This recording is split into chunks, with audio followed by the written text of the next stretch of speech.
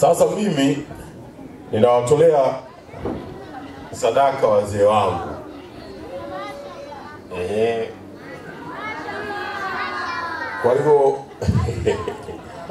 Kwa hivyo mimi mchango wangu katika ujenzi wa msikiti huu utakuwa shilingi milioni 5.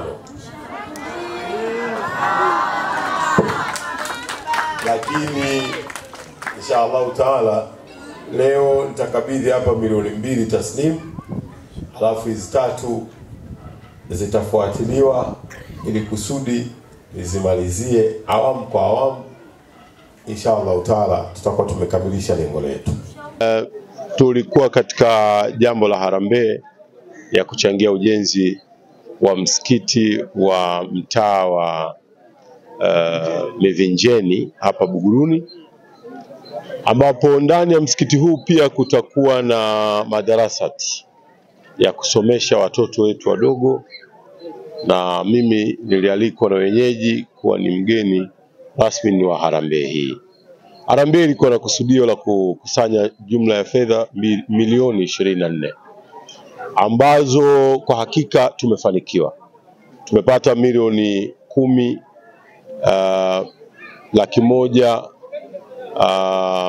172,350 taslim, lakini na ahadi takriban milioni 10 na 200,000, ikiwa ni pamoja na ahadi ya mifuko ya simenti. Nimefurahi sana kwa sababu kwanza nimekuta wenyeji wenyewe kazi kubwa wamekwisha kuifanya. La kwanza, walikuwa na eneo finyu, wamenunua majumba mengi kufanya uwanja uwe mkubwa zaidi. Lakini tayari wameshajenga foundation kubwa sana ya hilo jengo lenyewe, na hata wamekwisha kuinua. Jambo lililo la kubwa na la msingi ni kutengeneza jamii njema inayotazama katika maadili na adabu njema, tabia njema.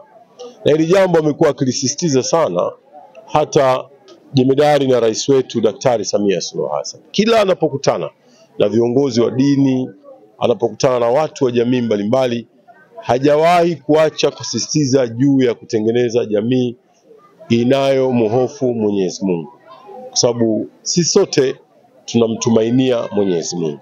Kwa hivyo mimi nitoe pongezi na shukrani kubwa sana katika mwezi huu mtukufu wa Ramadhani.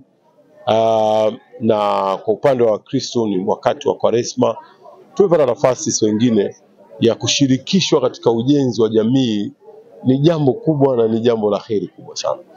Na pia wamenituma wananchi hawa wa Buguruni kwamba niwafikishie ujumbe wao kwa Mheshimiwa Rais, na mimi nimewaahidi ya kwamba nitafanya kila linalowezekana nitawafikishia ujumbe wao, na inshallah taala ataweza kuweka baraka. Yeye ni mtu mwenye kupenda sana mambo yaliyo mema, na kwa hivyo nina hakika atakuchangieni kama vile ambavyo anachangia nyumba zingine zozote za ibada anazoshirikishwa na kupata riziki ya kuweza kushiriki.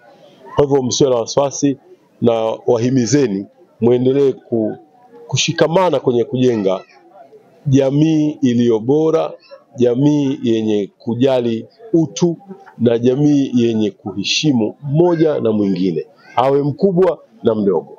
Hilo ni jambo jema, na jamii yenye kupenda kufanya kazi.